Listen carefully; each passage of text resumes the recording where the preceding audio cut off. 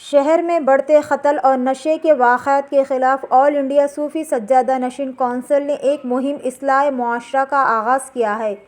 اس موقع پر آل انڈیا صوفی سجادہ نشین کونسل کے ذمہ داران نے میڈیا سے بات کرتے ہوئے کہا ہے کہ شہر بھر میں قتل اور نشے کے واقعات کی روک تھام کے لیے جلسے اور دیگر خدمات انجام دیے جائیں گے۔ انہوں نے علماء کرام اور خطیب حضرات سے جمعہ اور دیگر محافل میں ان عنوانات پر خطابات کرنے کی گزارش کی۔ انہوں نے بتایا کہ اس مہم کا پہلا اجلاس 10 کانفرنس کی صورت میں عطائے موسیٰ قادری رحمۃ اللہ علیہ حسینی عالم میں منعقد ہوا، جس میں علماء اکرام، مشائخین اور دانشوران نے شرکت کی۔ آئیے سنتے اس خصوص میں مزید تفصیل۔ اسی طرح کی مزید تفصیلات کے لیے ہمارے چینل کو یوٹیوب پر لائک کریں، فیس بک پر فالو کریں۔ آتا ہے انما جزاء الذین یحاربون اللہ ورسولہ ویسعون فی الارض فسادا۔ اللہ رب العزت ارشاد فرماتا، بے شک جو لوگ اللہ اور اس کے رسول سے جنگ کرتے ہیں اور زمین میں فساد مچاتے ہیں، قتل و غارت گری کے ذریعے سے، ڈکیٹی کے ذریعے سے، لوگوں کے اوپر ظلم و زیادتی کے ذریعے سے، لوگوں کا مال لوٹنے کے ذریعے سے، یا عامیانہ طور پر قتل و غارت گری کے ذریعے سے جو لوگ فساد مچاتے ہیں، اسلامی قانون میں اللہ رب العزت نے یہ کہا ان یقتلوا، ان کو قتل کر دیا جائے۔ قتل کا بدلہ قتل۔ مگر ہم اتنا بڑا قانون نہیں بنا سکتے تو کم سے کم ایسا قانون تو بنائیں، ان کو ڈر تو بیٹھے کم سے کم۔ اب کئی نوجوانوں سے ہم خود اپنے کانوں سے سنے، کہا ہوتا جی 3 مہینے بیٹھ کے آ جائیں گے، ہم 3 مہینے بیٹھ جائیں گے، ہو جاتا 3 مہینے کے بعد تو آ ہی جائیں گے نا۔ تو یعنی کہ اس کے دل میں قتل کی جو سزا ہے وہ اس کے دل میں سے وہ خوف نکل گیا۔ پھر اب اس کے بعد قرآن کہہ رہا ہے، اللہ رب العزت فرماتا ہے اگر اس کا قتل نہیں کرتے او یصلبوا، اس کو پھانسی دیا جائے یا اس کو پھانسی دی جائے، وہ نہیں کر سکتے، او تقطع ایدیہم وارجلہم من خلاف، یا پھر اس کے ہاتھوں کو یا اس کے پیروں کو اس کے مخالف سمت سے کاٹ دیا جائے۔ یہ تیسرا ہے۔ پھر اس کے بعد فرماتے ہیں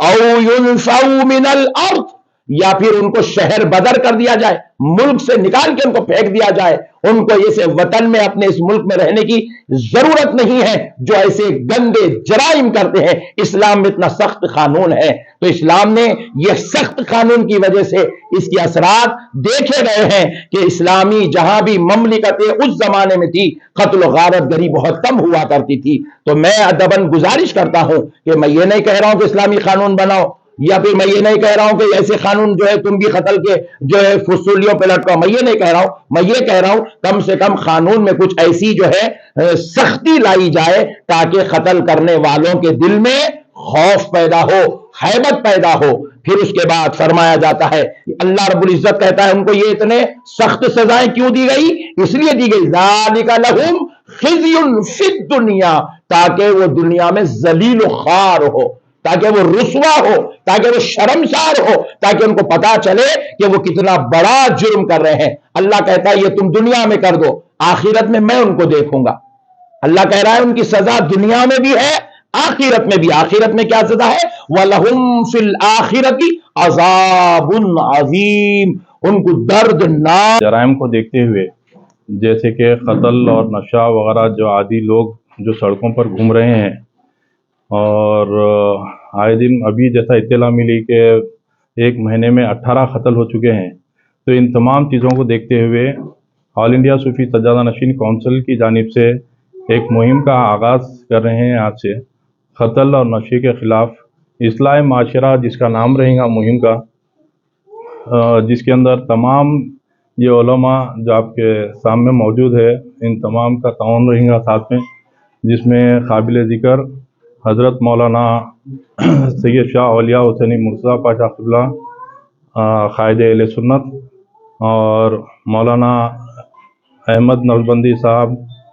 شان دکن، اور حضرت سید کلیم اللہ حسینی کاشی پاشا صاحب، مولانا احمد باوزیر صاحب، مولانا خواجہ شجاع الدین افتخاری صاحب، مولانا حافظ مظفر حسین خان صاحب، اور مولانا خسرو بیابانی صاحب، ان تمام حضرات کا تعاون ساتھ میں رہے گا انشاءاللہ۔ اور اللہ کرم سے یہ تمام لوگ کی ایک متفقہ ایک فکر سب کی رائے ایک ہی رائے ہے کہ اس مہم کا جو ہے آغاز کیا جائے اور گلی گلی ایک اچھا میسیج دیا جائے. تو اس سلسلے میں آج ایک پوسٹر ریلیز بھی کیا جا رہا ہے اور اس کے بعد آگے کے تفصیلات آپ کو